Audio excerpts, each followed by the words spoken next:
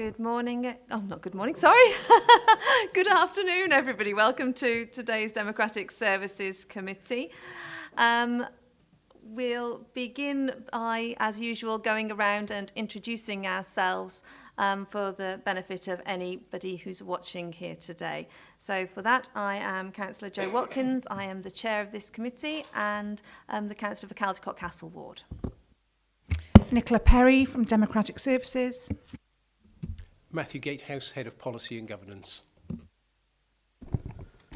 Jamie Trahan, Councillor for Overmorning Ward, Monmouth and member of this committee. Sheila Woodhouse, member for Growfield Ward in Abergavenny and of this committee. David Evans, member of this committee and also councillor for West End Ward in Caldicot, and I'm vice chair of this committee. Councillor Alan Davis. If I can get my mic on. Councillor Alan Davis, I'm the member for Green Lane Ward in Caldicot and a member of the committee. Martin Grokett, I'm the member for Lansdowne Ward in Abergavenny and I'm on this committee.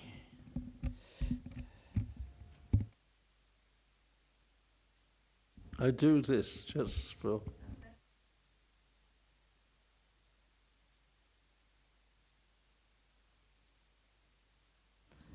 Thank you all. Do we have any apologies for absence? Yes, Chair, we've had apologies from Councillor Francis Taylor. Thank you.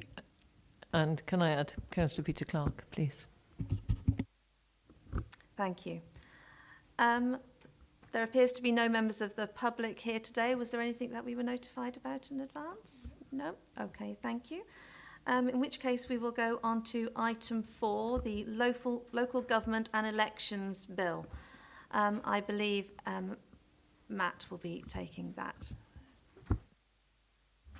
Yeah, thank you very much, Chair. So the purpose of the item is to give members an overview of the provisions contained in the Local Government and Elections Bill. This was released as a bill last year and is currently, or has been the subject of an inquiry by one of the Assembly committees looking at the provisions of the bill. John Pearson has produced a sort of an overview of the key items within the bill to inform the committee.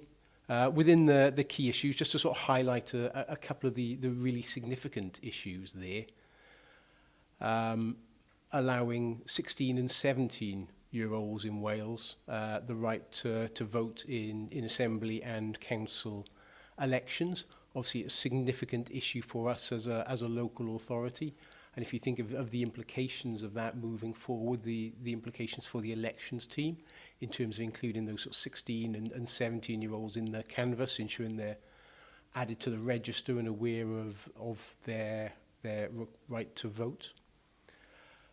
The bill introduces a general power of competence for principal councils in Wales and for community councils. Effectively, that gives far more powers to local authorities to effectively do more, almost do anything, providing it isn't explicitly prohibited by law, with the aims of improving well-being within the area. There are some issues around that. That power has existed in England for some time. It hasn't been extensively used. There's quite a bit of narrative within that bill in terms of encouraging public participation in local democracy, something I know which is very close to the heart of this committee and something which you've discussed over a number of meetings. And one of the things that includes is preparing engagement and participation strategies and working far more closely to get people more involved in decision making and shaping things locally. There are changes to family absence rules within the current local government measure. A requirement for councils to have a petition scheme, something we don't have at the moment. Obviously, we receive petitions. The chairman of the council often receives, or will on occasion receive petitions at the start of council. This formalises the arrangements. it also makes some significant changes to how performance management and performance arrangements are handled within local authorities. It does away with a lot of what is set out within the current local government measure, and introduces quite a significant duty around self-assessment by local authorities, effectively requiring councils to have a self-assessment or an externally resourced panel once every 5 years or once every electoral cycle to oversee performance arrangements. But just sort of moving on from that detail, John has picked out a number of the sort of the key points within sort of page 3 of the bundle, the appendix to the main report, just picking out some of the key issues that are pertinent to the work of the Democratic Services Committee.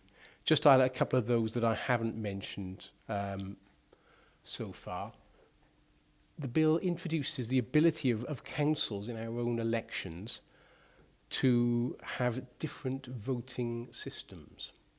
So rather than always just having the first past the post, you could have a system such as the single transferable vote that we see happening elsewhere.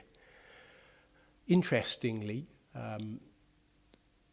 one of the things you have to bear in mind with that sort of approach is whether, with 22 local authorities in Wales, how complicated it could be for someone, say, in Torfaen having a different electoral system to someone just over the border in Monmouthshire. So there are pros and cons to that, but certainly a response that's been put in from the leader on behalf of this authority raised that concern. It formally changes the electoral cycle from 4 to 5 years. In practice, we've been functioning with 5-year electoral cycles, but that's required a sort of specific decision each year to change that.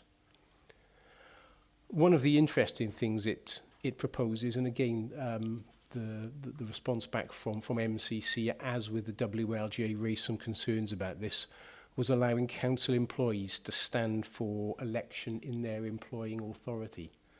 Something that potentially creates some difficulties in terms of officer-member relations.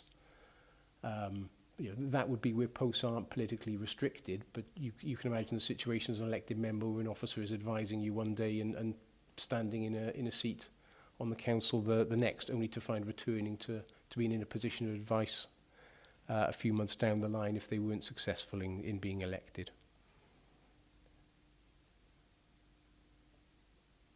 Just skip through and highlight a couple of issues. An interesting one here, and if our monitoring officer were with us today, you would set out just what a challenge this one may be if it is passed or as part of the final bill. Councils will be required to publish a simple and easy read guide to their constitution. I know Matt Phillips is not relishing the prospect. He's grappling with the constitution rewrite as we are. A simple version is going to be a challenge, but I think actually behind that is a really important point in terms of opening up access to democracy. There are quite a lot of processes and details behind how we function as local government, and we need to make those sort of issues more understandable to people in our communities. The bill would allow cabinet members to job share posts. The other point which is in here is reference to corporate joint committees. Now, I'm unfamiliar with, Chair, if I may just sort of ask whether members are familiar or have come across this before. So, corporate joint committees are contained within the bill, and they effectively would create new organisations across local authorities to run defined services.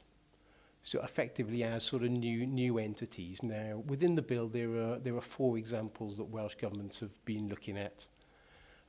Education, land use, transport, and economic development. So services that you would argue some rationale for operating at scale.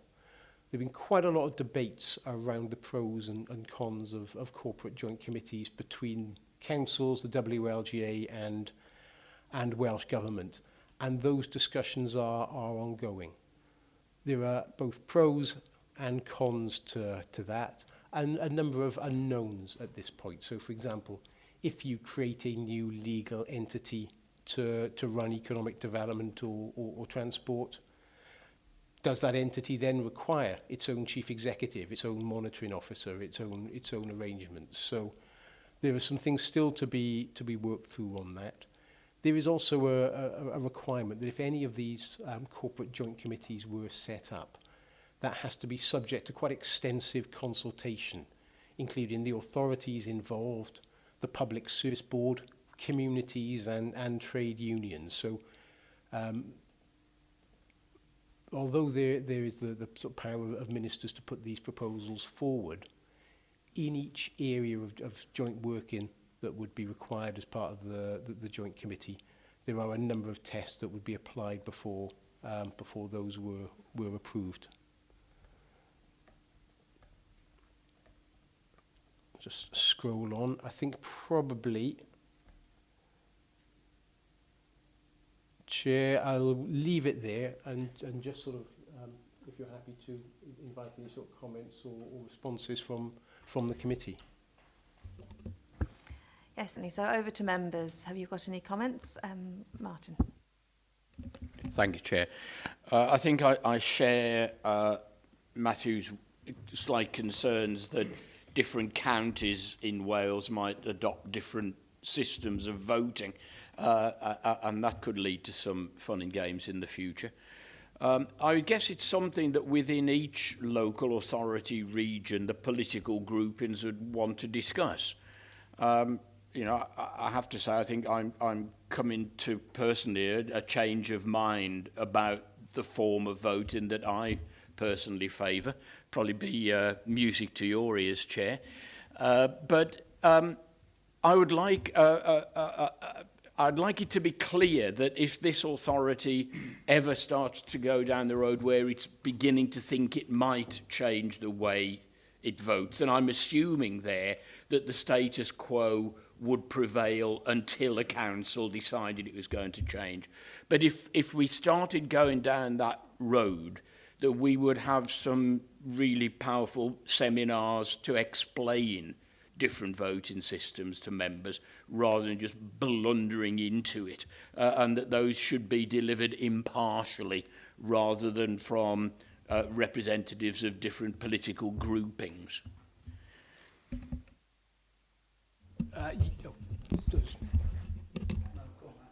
Yeah, apologies, Chair. Yeah, I think that's absolutely right. If we were to go down the path of an alternative voting system, that would be a decision for members, and it would be a decision that needed to be taken after you'd been given a wealth of evidence from all different perspectives to inform that. I think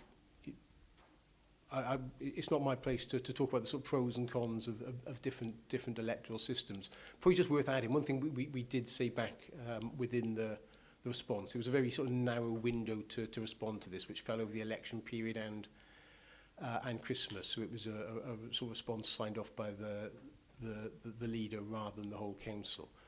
But that just recognised, you know, within Monmouthshire we would be open to trialling different ways of making voting more accessible to people and using technology to make it more efficient and open. And yeah, I know John has been trialling a couple of things in this space and has got some plans for the next round of, I think, sort of community council elections. I won't steal his thunder there, but next time you see John, I was sort of very impressed by some of the things he's been exploring in that space. Not changing the voting system, but making things, you know, capitalising on sort of technology to make it easier for people to vote.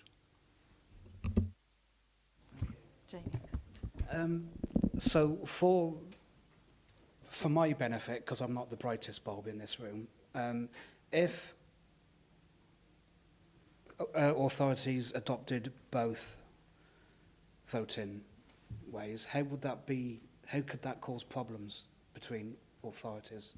Because I'm not quite sure how. Yeah, I think the issue would be if perhaps neighbouring authorities had decided to adopt different different systems. So you'd have people potentially who are neighbours that vote in different areas. And so, for example, we share some polling stations with Torvine. So actually, even on the issues of candidates, people sometimes say, well, I'd like to vote for that candidate. Actually, their details may be displayed in this polling station, but actually, you may be a Torvine rather than a Monmouthshire voter.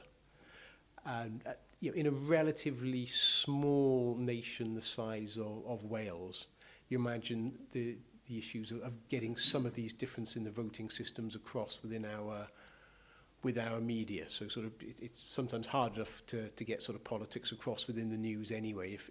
If BBC Wales or ITV News were trying to explain that depending where you're voting, you may have a different voting system, it could be confusing for the public. It's not to say it's a reason not to do it, but it's one of the things that needs to be borne in mind, that different voting systems just require a bit of understanding, and if you're running multiple voting systems in a small nation, there are things you'd have to factor into election and media coverage to make sure that everyone understood what was happening in their area.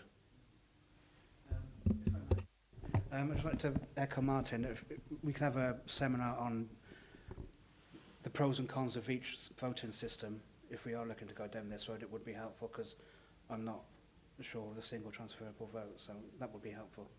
Thank you. If I'll just come in, is it on this particular aspect? Otherwise, it is. Oh, then, if I don't mind, I'll give my 2 pennies worth on that particular bit already. It's worth bearing in mind that here in Wales, we already use 3 different voting systems when we vote. We vote first past the post for general elections and for local elections. We have the European elections, which was the D'Hondt system. And then we've got the Welsh Assembly, which is a proportional representation system, and they're all different. So already in Wales, we expect our electorate to manage 3 different voting systems. How much it is understood still remains to be seen, but I don't think we should ever say that it's too difficult to change a voting system, because we are already doing 3. And so I think we've got a great deal of capacity, and we shouldn't underestimate the capacity of the electorate to be able to cope with another voting system. Personally, the thing I would like to see most done is that the information about voting and how to vote is actually included in the school curriculums properly. And if that's actually dealt with in the school level, then we actually have a better chance of having an informed electorate coming forwards. And especially with the decrease in the voting age to 16, it's really important that that's given in an impartial, non-partisan way in our schooling system. And I think that's the best way we can actually safeguard against that and hopefully get to a greater level of democratic involvement. And now, Alan. Yes, thank you. Matthew, I'm looking at section 3 here, and it says, duty to encourage participation. Councils will be required to encourage participation in local democracy. Does that mean that each local authority will be able to approach that in its own way? So we could have 22 different authorities approaching that in an entirely different way as well? There's a lot of ambiguity in this document, isn't there? It's not really clear about, I believe in standardisation myself, and everybody knows exactly what they're supposed to do then, but we could theoretically have 22 local authorities vote in a different way, and 22 local authorities promoting participation in a different way as well, under this bill. Is that right? Yes. I mean, to an extent, I suppose that what this bill does is create a duty on authorities to produce a participation and engagement strategy. We're all bound by some of the same principles in terms of engagement in public life at present, and you would expect to see those sort of core principles embedded in whatever engagement strategies different authorities produce. But you are right that effectively, each of the 22 local authorities would have developed a separate participation strategy. Now, what tends to happen with these things, you have sort of authority networks. We also work closely with the WLJ and others. So I think you'd see an element of commonality. But yes, certainly the duty rests at the level of the local authority to produce the participation strategy rather than at the level of Welsh Government. Well, personally, I'd have preferred to see it as a consultation document where people put their case forward and then the decision is made about what system is implemented, because it's going to be absolute chaos if everybody goes a different direction, isn't it? Okay, thank you. Any other points from members? Councillor Woodhouse? Yes, following on from that, the petition scheme, I think I'm surprised that that isn't already standardised, that councils approach and deal with petitions in the same format, because reading this, I'm not sure how we vary from other councils and what is intended, the way forward is intended to be. So I just wondered if you could expand on that a little bit more, please. Yeah, and again, what I would sort of stress with this, at the moment what we've seen is a draft bill. Whenever legislation is produced, there's always guidance that follows up. So, the level of detail in the draft bill isn't extensive in terms of exactly what that means. But I think if we envisage something which we've all probably come across over the last few years, would be something like the number 10 petition scheme, where sort of any member of the public can put a petition online and others can sign that, and if it hits a certain number of signatures, there's a requirement for a debate in Parliament. So I guess one of the aspects to that is whether we create or make more accessible through electronic means the ability for people to create petitions, but largely sort of publicising the awareness of a scheme. We know that when there are groups out there, and when there are sort of strongly held local views, we do receive petitions from people, and we've all been present probably at council when petitions have been received. So it's not to say it's not happening, it's just taking steps to ensure that all members of the public out there are aware of the ability to produce petitions, and then actually what we do as an authority when they're received. But again, the more detail will follow in the guidance that underpins this, and it will be a matter then as well for us in terms of a local scheme to prepare some recommendations and work through those with members. So I think probably what I'd envisage is once this bill is passed, and there may yet be changes from the draft bill to the final bill, it potentially could be the subject of a member workshop to explore how we think that the provisions of the bill could most effectively be implemented in Monmouthshire. Thank you. I'm also thinking about the sort of legality of petitions, because this is something people are quite unsure of sometimes when they're putting out a petition for people to sign. It is important how they are formatted, and I just think that should be a standardised thing as well.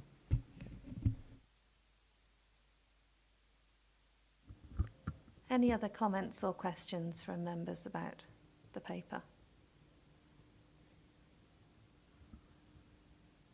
Well, thank you very much. Thank you, Matt, and thank you, John, in absence, for providing so much information. The principle of the paper was actually that we would have an overview, so there isn't any decisions that need to be made in relation to that. And it is good to see the attempts made by Welsh Government to promote democracy, and let's hope that as the bill works its way through, some of the concerns can be clarified. So thank you very much, Matt, for presenting on that one.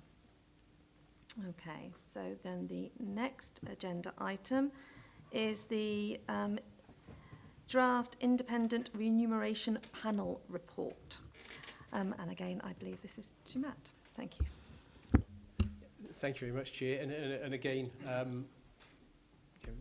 John has produced this report. A copy of the Independent Remuneration Panel report, I think, was circulated to all members prior to Christmas, or late December, early November. And I think probably we missed one of the committees in that time period. We did just sort of acknowledge receipt of the report, and a number of members sort of sent comments through, which I passed on to the remuneration panel. But there is no decision for council to make on this now, the way these are currently run. In previous years, there's been a decision for council to make on the report. But as things are, this is simply on the agenda for the committee to receive the report and to note its content. Probably just to highlight, I guess, probably one of the key issues in terms of members of the council and the arrangements here. There's been an uplift in the sort of annual member's salary, the basic allowance of £300 a year up to £14,218. There hasn't been any separate uplift for the senior salary, such as committee chair roles. So they're being uplifted, I guess, by the same basic amount, that £300, rather than any sort of additional increase over and above that. The detail of the report is contained in the appendix itself. If members do have sort of questions on that, happy to try and field those, but effectively there is no decision to make. It's been received by members for information today. Okay, members. So, as Matt has said, there isn't anything particular for us to discuss about that, and it was all circulated prior to the Christmas break. Does anybody have any comments or any feedback that they actually want to make in relation to the report at all?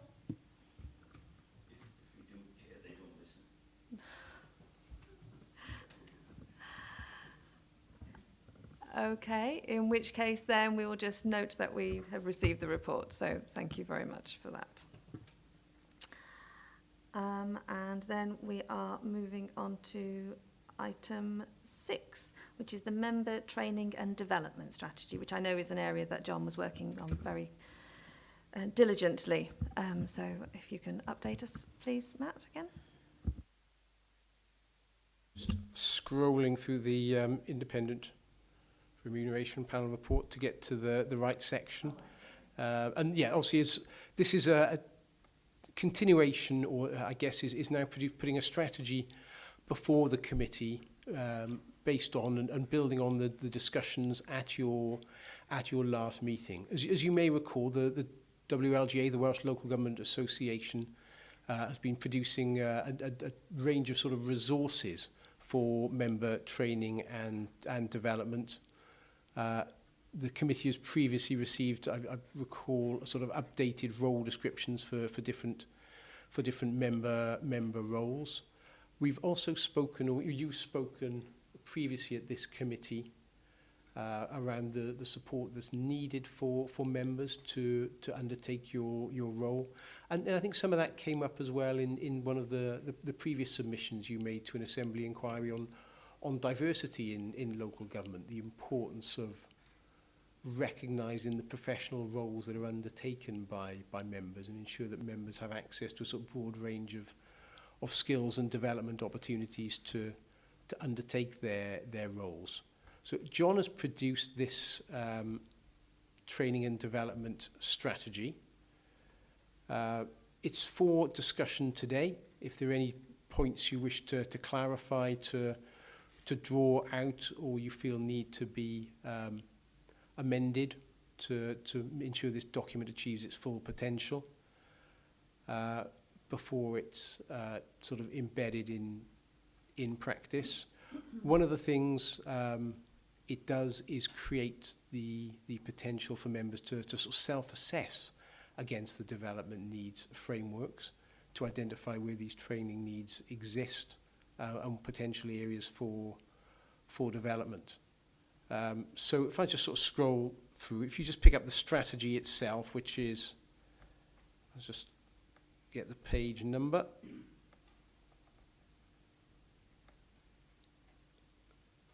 There we go, page 94 of the bundle there. So the expectations on the learning and development strategies. Members have equal access to training development opportunities during their term of office. That we have a clear and structured approach to elected member training delivered through an ongoing programme of events and activities. To offer elected members the ability to self-assess their skills and knowledge against a recognised framework of expectations and agreed role descriptions. And again, that sort of framework of expectation is based very much on the Welsh Local Government Association's work in this area. To ensure the elected members have access to appropriate learning and development activities to acquire the skills and knowledge necessary to carry out the role. So you've looked previously at some of sort of the training and development on offer. One of the things we've spoken about as part of that was the need to ensure that, for example, when there are courses available through things like Talent Lab, our internally offered courses, that we flag up with you those courses which may be more appropriate to member needs, perhaps looking at occasions which of them we may need to develop a bespoke member version of, perhaps when it wouldn't be appropriate for members to be trained alongside officers because the content could be geared in slightly different ways. The provision of members' workshops, the provision of sort of commissioning bespoke training. So, for example, I know a number of members, chairs and vice chairs of select committee have attended some sessions that Hazel organised with Ian Bottrell on chairing skills. We've also got access to some other training courses for select committee chairs, which we're producing alongside other authorities in the area, just to make sure we get value for money from those. So, Chair, just sort of happy to sort of receive any questions on the content of the strategy, and to understand any sort of views from members where this may need sort of further revision, or whether members are happy to move forward with the learning and development strategy as is. And Chair, if possible, it might be as the discussion goes on, and we've got sort of Hazel and Robert with us from scrutiny today. If there are particular issues that are sort of pertinent to scrutiny, if you'd be willing to sort of receive any inputs from Hazel and Robert as well at the back. Okay, start with Alan then. I'm looking at the e-learning part, Matt, which I would say is a very important element as far as councillors are concerned. It says on here it's not up and running yet. If we've got a time scale for it to be up and running, that's one question. And the other question is, will there be a self-assessment part of that? Because it's very important that when you're looking at these things online, you're actually assessing yourself whether you understand what's being taught to you. So, as you know, I have some concerns about the availability of such things. So is there a timescale attached to it? I have to confess, I'm not familiar with the timescale. John has got that detail. The version of it which I think John has looked at, he does have some concerns about it, and has gone with some feedback to that, to make sure that when we launch it, it's usable and accessible, rather than sort of launching and taking something to members which isn't fit for purpose. Certainly the self-assessment within the strategy is a broad self-assessment. I don't know whether there's a particular self-assessment within the online element of that, but I'll sort of take those points back to John and ensure we feed those in. Yeah, we recently went on a training course for e-learning because they currently use it in the NHS, so they're sort of trying to roll that out for us.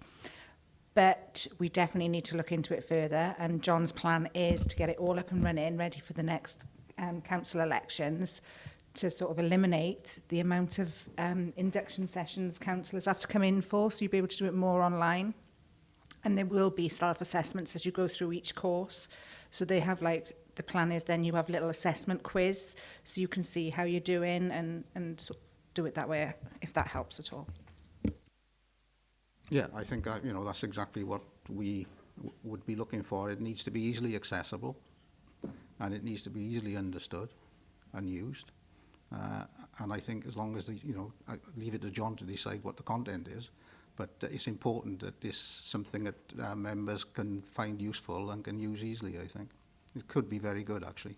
Thank you. Hazel, did you want to come in on that? Just a little bit of information that I've got on the e-learning modules. At the end of each e-learning module, there'd be 10 questions, a sort of quiz that members would need to complete to receive like a sort of certificate of successful completion. It should take about half an hour to complete each of the e-learning modules, and John has put forward that we will be running the scrutiny module. So each council has been asked to lead on one of the modules on behalf of Wales, and we'll be leading on the scrutiny module for Wales. And the agreement is that all of the modules will be ready by September 2020, and then that allows time for staff training because you use a specific programme to deliver that model. It's called Articulate, and you need licenses and so forth.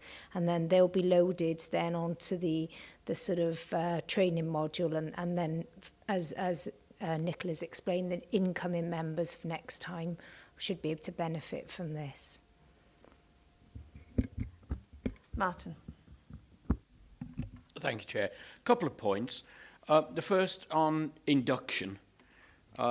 I think a majority of us here today were new boys and girls as county councillors when we walked into this building. I don't know how my colleagues feel. I don't think I'm dull, although people may disagree with that analysis. I found I was slightly overwhelmed by having to come in day after day after day for those first 2 weeks, and every day it was something different. And at the end of the couple of weeks of induction, I was as confused as I was enlightened, I think. And I think if we could do it in small bite-sized chunks electronically, I think would be a super way forward.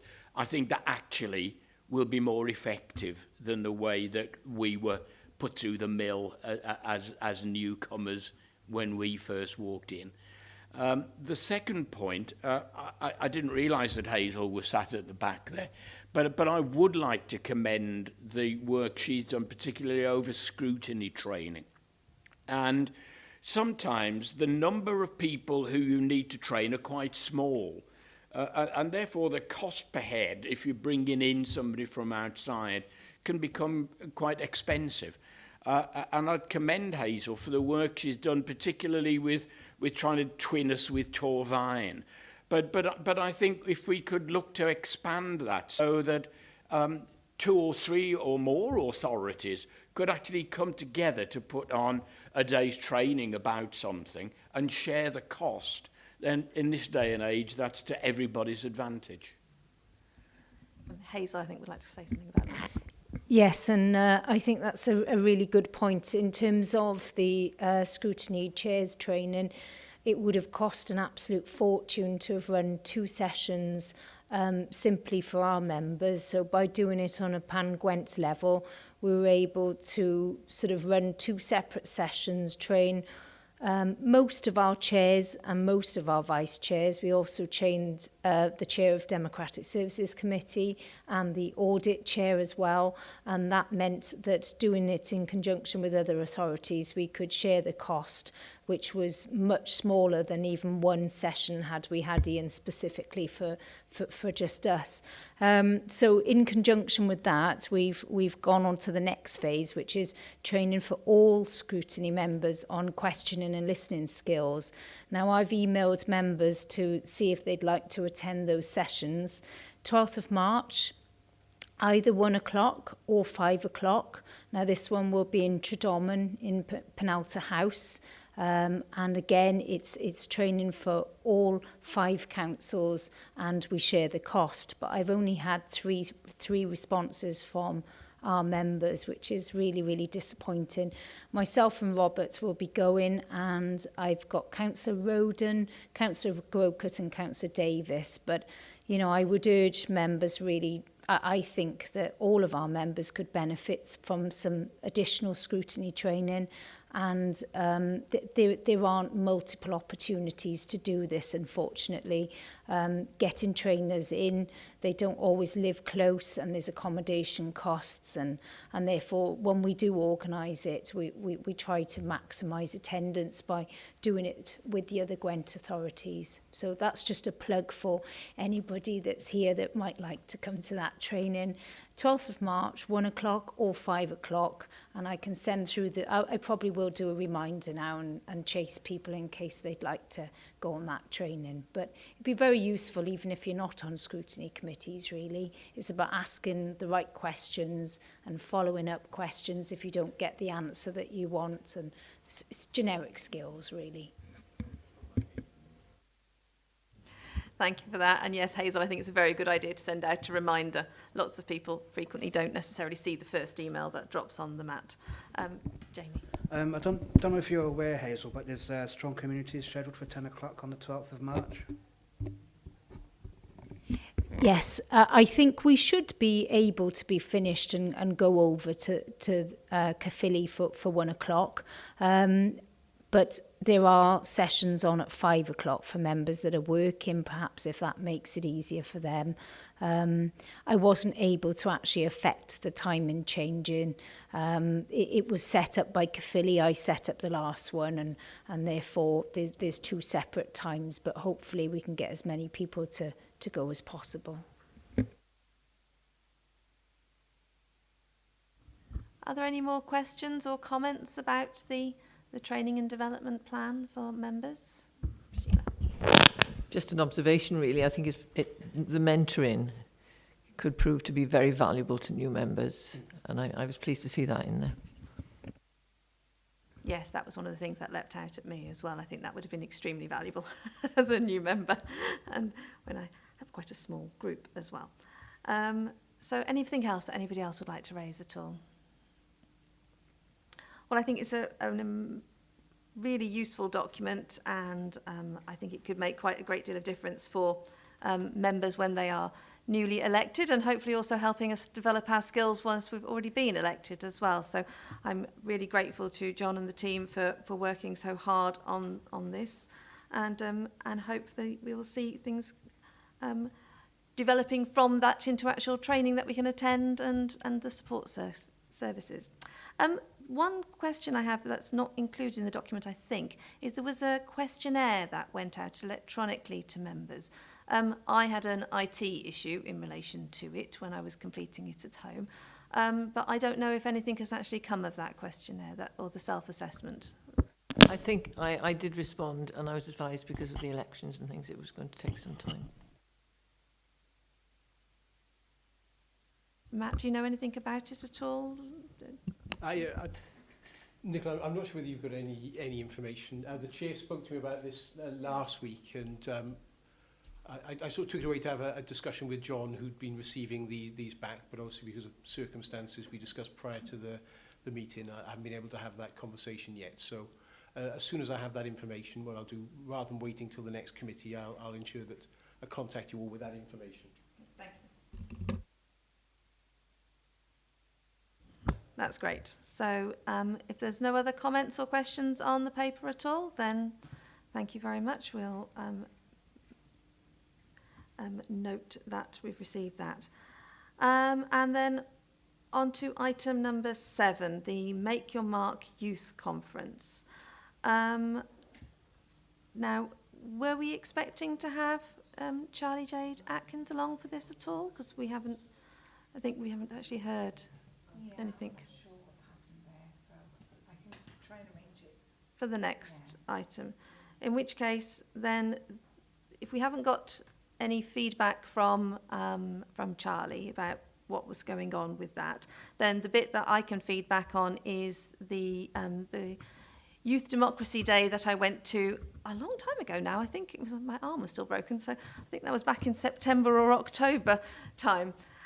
which was specifically about votes for 16 and 17-year-olds. And it was a debate amongst young people from our 4 secondary schools who all came along to the day, and was also attended by Sarah Jones, the Cabinet member, and a member of the Welsh Assembly. And it was a really interesting day talking to the young people about what having a vote at the age of 16 or 17 would actually mean for them. And they raised lots of queries as to how good it would be for them as well. So they weren't just blithely saying, "Oh yes, give us the vote. It was great. Let's just do that." They actually raised lots of questions about whether they would actually have the information necessary, whether they could be coerced by family members or just peer pressure into particular ways of voting. So they really examined it in great detail, and I was incredibly impressed by their level of engagement and response that they were willing to put into the day. And it was a really fascinating day to go through with them and to go through the discussions and explore them.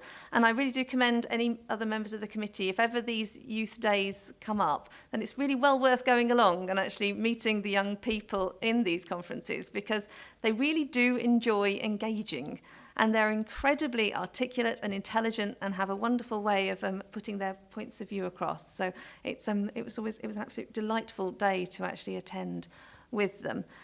And I believe there's been another conference since then, which was held in Monmouthshire as well. And there's also a Make Your Mark survey that goes out once a year, in which the young people of the county, in fact it's countrywide, national survey, say which issues matter most to them. And it's probably one of the best pieces of youth democracy that we can have going on. So I think it's a really important topic that we can bring back to this committee. We actually have a survey of a large number of our young people in which they will tell us what issues they care about. And I'm really quite enthusiastic about us maybe trying to get a copy of that and have some input on that at our next committee meeting. So what do members think about any of that? Yeah. Anybody?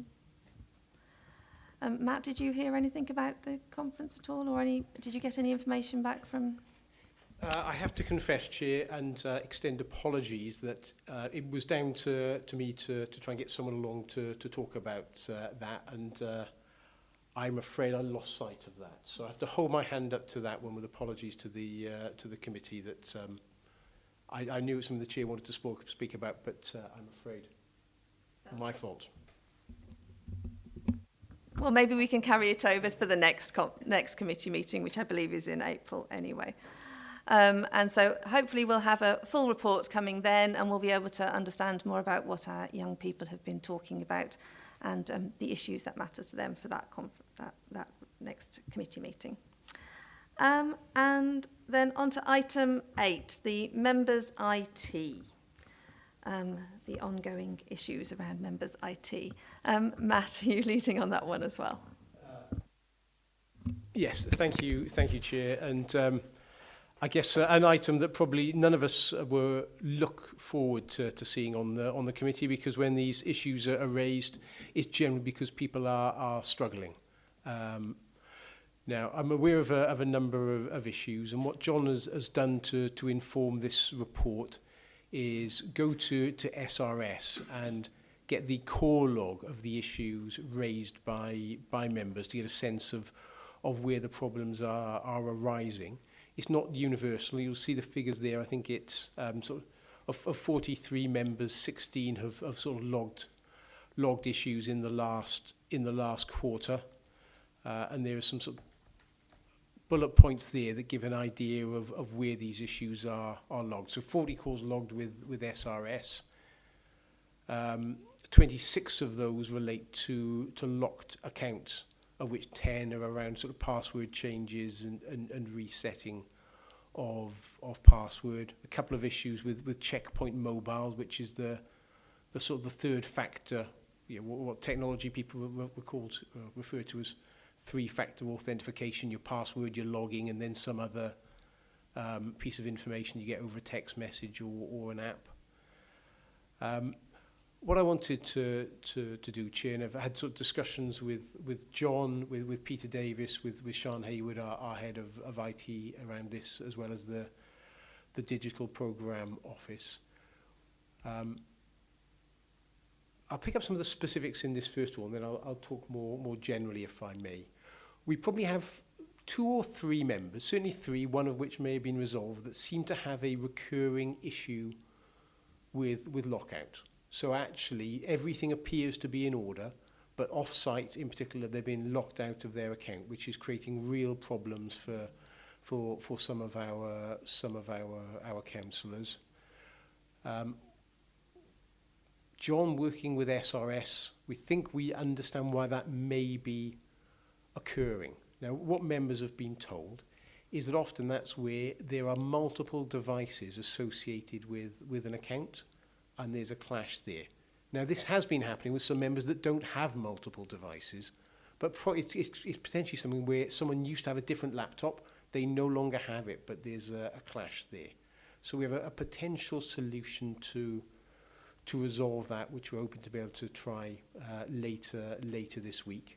And I've been speaking with one of the elected members affected as a sort of test case. If we can resolve it for the member in question, that solution should apply to others.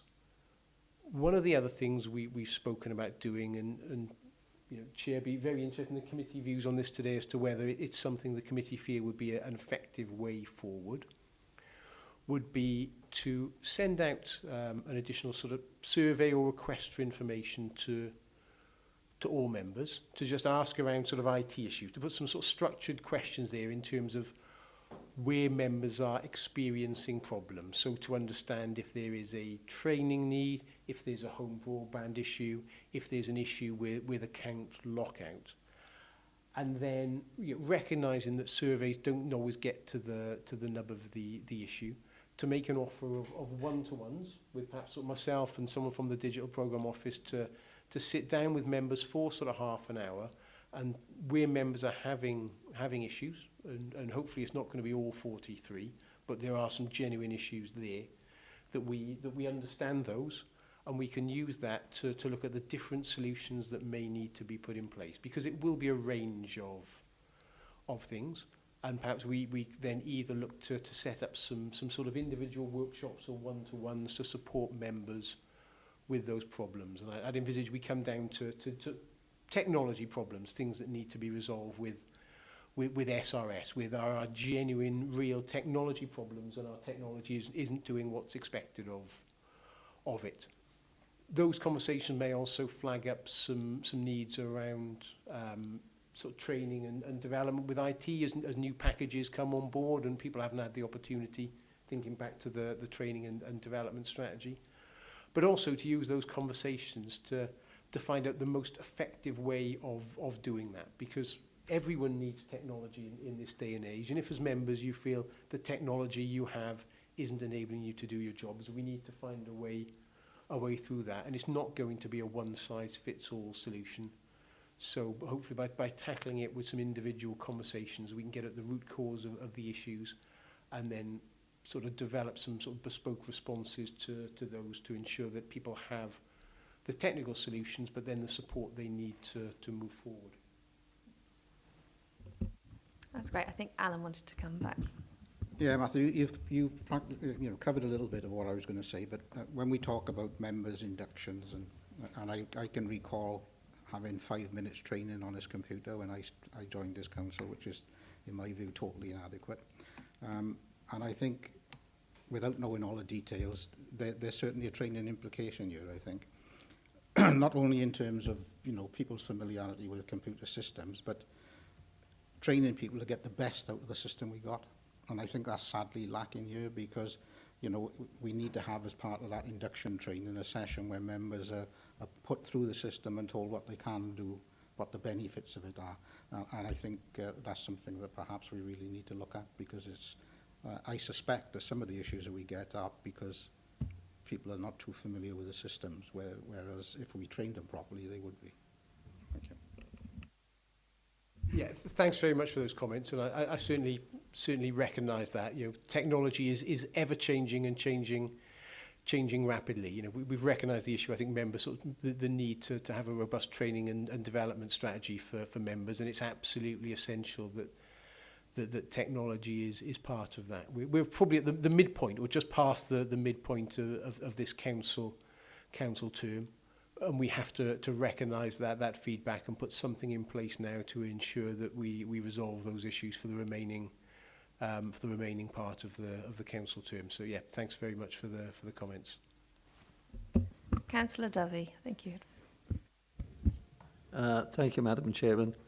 I'm really pleased to hear that somebody is listening to the members for a change, because there have been some of us who have been complaining about this system for a long time. And there seems to be a commonality, if you like, between the people that are getting the majority of the problems and the people that are completely satisfied with it. I got to the stage where I was embarrassed to put my head around the door of the officers who look after us extraordinarily well without us going to SRS. And I do know that I eventually got to know that I was not the only one. I began to feel that I was probably the only idiot at the party. Well, probably that is true, but it isn't just in this field. The other thing is, when I've spoken to SRS, they have told me, I had a really good session with one guy who was trying to sort me out, and then I had a long conversation with him afterwards, and he said to me, point blank, these problems are being suffered by both the fire brigade and the police, and I think also the ambulance as well, that there is a commonality about the problems that we are suffering. Now that I find alarming, because those are fairly important services. The other thing that has come to my notice, and it's just because of a couple of, if you like, opportunities I took to do some work elsewhere. And the fact of the matter is, if you are on the hub, you do not get the problems. It is if you are using the systems like they are supposed to be tailored for our use, to be able to take home and get the same sort of service from your home, albeit with the lockups, safety, whatever you want to call it. I can have my system absolutely brain dead and useless and put it in the car and drive in here, and we have a young lady up there who knows how many times I drive in here and try to moderate my language as I put my head round the door, covered in embarrassment. And it writes itself in here.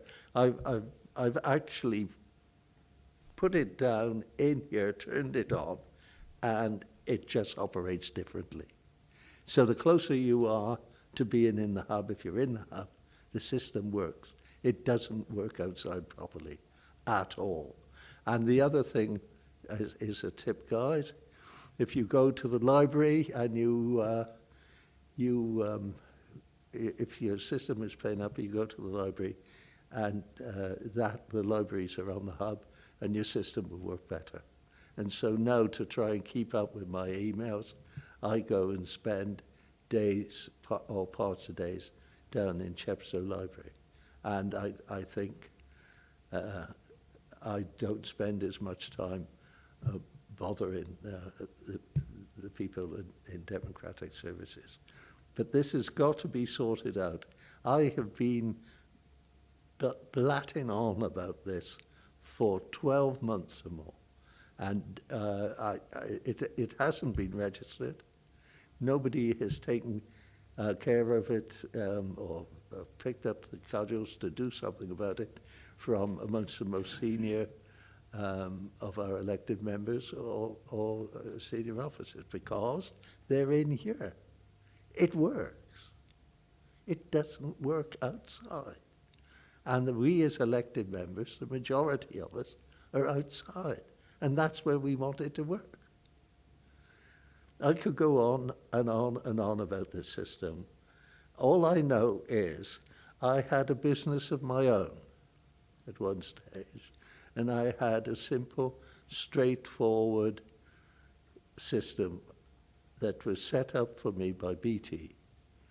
And I worked with that for 5 years, and it didn't give me one moment's trouble at all, other than when they did some updates. Those used to cough and splutter a bit.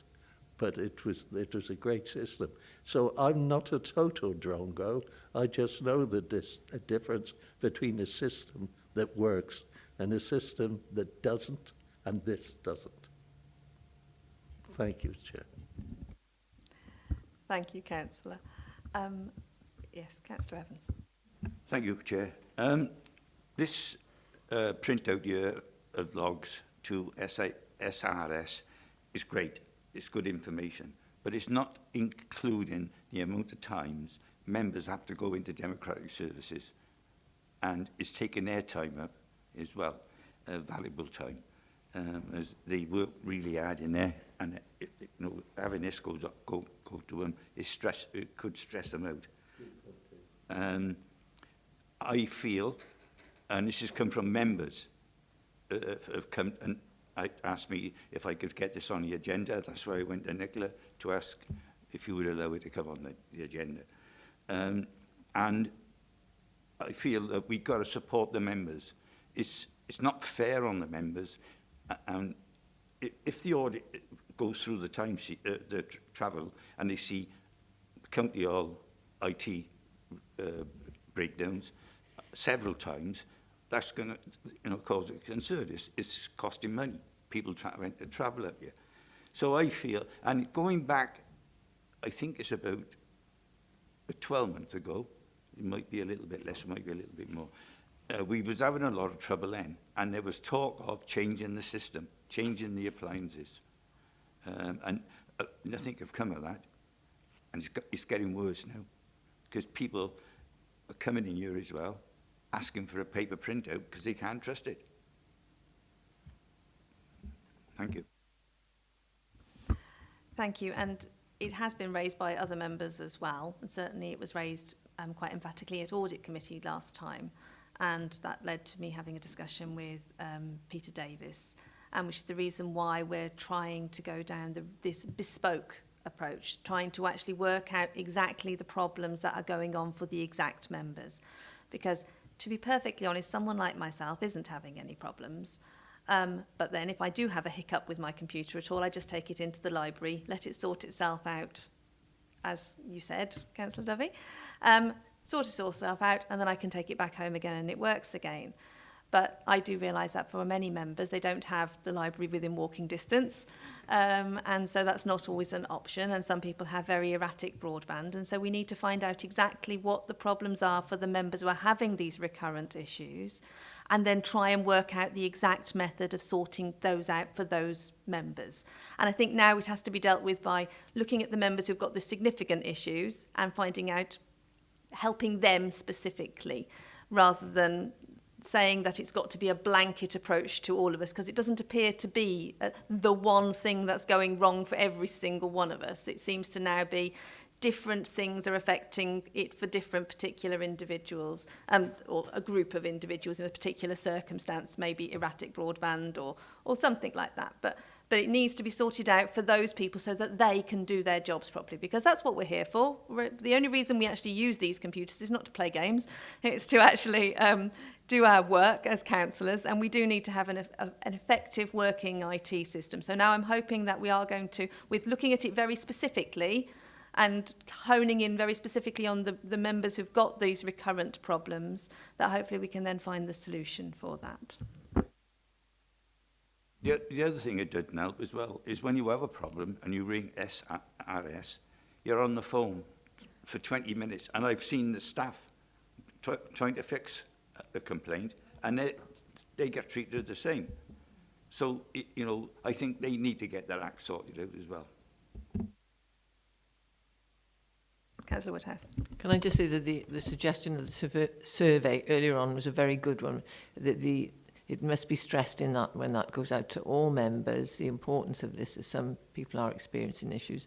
And exactly as you said, we need to distinguish whether it is actual the appliance or whether it's the network or the connection issues to try and drill down to what the problem is rather than overall, oh yes, it didn't work so and so. Because I find connection problems at home. However, I just keep restarting and restarting. It comes back. But I don't think it's anything to do with the appliance itself. I think that's just the connection problems. And sometimes I'm trying to log it on and the broadband isn't working. And I don't think to look at that first. You don't. You just switch it on. So there's lots of issues which can be overcome. But we do need, as you quite rightly said, everybody to be involved, including... might be a little bit of work for democratic services, but if they could keep a record as well, maybe you do, I don't know, of how you assist members. If that's put into the results of the survey as well, it might give an indication, you know, a good indication also. Thank you. Any more comments from any members? Councillor Dovey?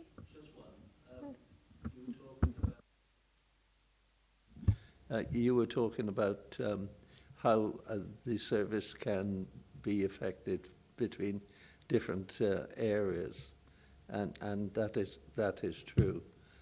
But I've had a new hub, is it from BT, put in mine. We've got in Chepstow was a pilot for the new BT system, and I've been on that from the word go. So in terms of what I've got in hardware, I can't get anything that's better than that, and that is hardware that isn't supplied by the county, and I've had that checked out. I got very friendly with a young lady in India for some while, but it's you know, oh, not enough. I mean, but you begin to develop relationships to keep the system going, you know, and it is really difficult.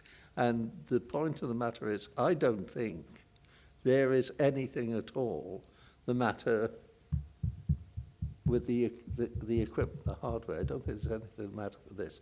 It's all due to what's going on up at the centre. That I think is the whole issue with this. I don't know what the technical terms are, but I do know. I don't think it's the equipment. I think it's the technical service that we get. Thank you, Chair. Okay, thank you. Matt, was there anything else you wanted to say about the topic?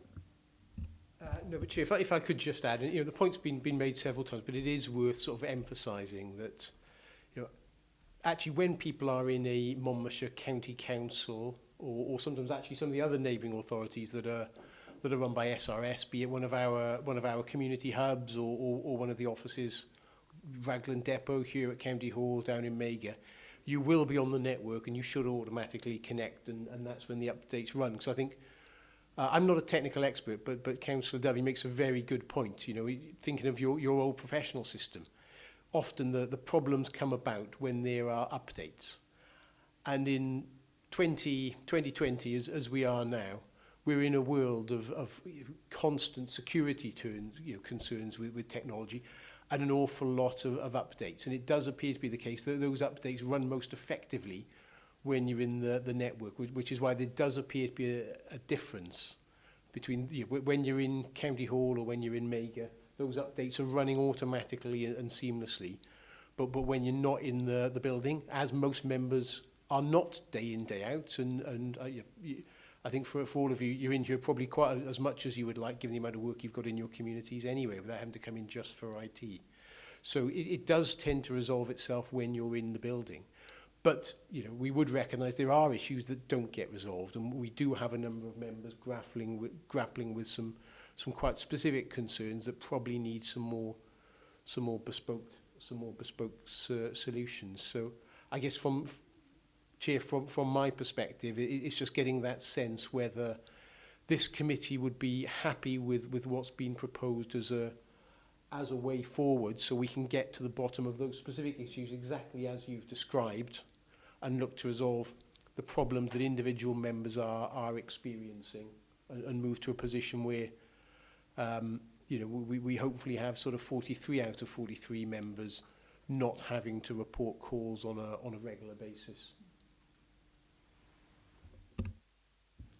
So does that sound acceptable to members, that we take this approach going forwards to try and deal with this? So we'll do a more bespoke approach, we'll specify the people who are having the recurrent problems and try and solve that in particular. I think that's a very sensible approach. Thank you very much. Okay, so if there's no other issues on that particular topic, then we will move on to confirm the minutes of the previous meeting. Does anybody have any comments? Are they looking acceptable? Yes, Chair. On page 105, there were suggestions about cabinet members being assigned to different committees, and they should be dedicated to attend. What was the outcome of that? Sorry, I'm trying to find this in the minutes. That's the bottom of 105. The way mine comes up is not... Can you see that? Thank you, Matt, yeah. Yeah, so just to remind members, there was discussion at the last committee regarding cabinet member attendance at select committees. And Hazel may wish to come in on this as well at some point, because I know she's also had some sort of discussions with the monitoring officer around this. Hazel, do you want me to start and you come in, or would you like to relay the outcome of those discussions? Okay, yeah, thanks. So effectively, what we have in terms of the system at the moment, where the attendance of the cabinet member is at the invite of the committee for particular items as and when, is regarded effective as the right way forward and effective practice, rather than expecting cabinet members to attend for every single committee for all items. As a committee, you may invite a cabinet member to attend. A cabinet member can attend to observe a committee where they do so, and they're sort of not attending to partake a part of the discussion.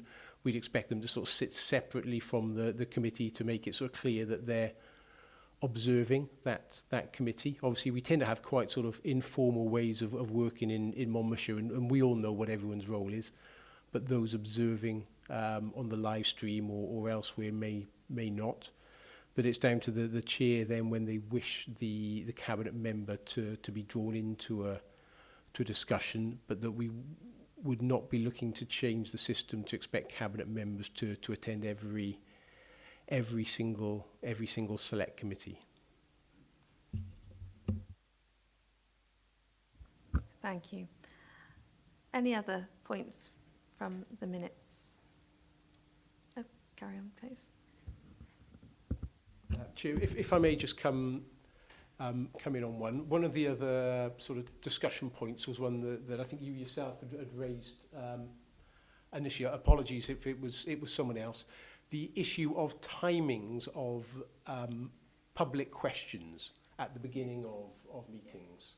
And Chair, interject if I'm sort of not recalling this correctly, but a point had been raised that we may have members of the public looking to talk at, say, council on the public open forum, but the notice they have to give is basically the same time as the agenda goes out. So if they were looking to talk on a subject that was on the agenda, they can't give notice in time to talk about it. So they have to give the same notice as the agenda dispatch, say, 7 days before. So what we've been exploring with the monitoring officer is a potential change in the next version of the committee, that members of the public would still have to give notice, but could give a shorter period of notice to enable them to talk on items.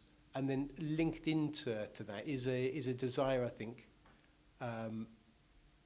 to perhaps get the subgroup of this committee to look again at some of these broader aspects of public sort of participation and involvement in democracy, something that perhaps better done as a workshop or a subgroup rather than in the committee meeting.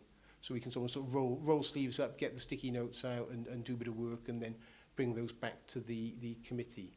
So, Chair, if that's still the will of the committee, I'd be looking to organise that and get some dates sort of for a few weeks' time. Yeah, certainly, Councillor Evans. Well, we used to do that back a few years ago. We used to have the subcommittee meetings, and for some unknown reason, they just fell apart or just non-existent. So yes, and I thought there was some good points being made in our subcommittees. So yes, it would be nice to see them back. Does everybody else agree that it would be good to have the subcommittee re-meeting again? Another very sensible suggestion.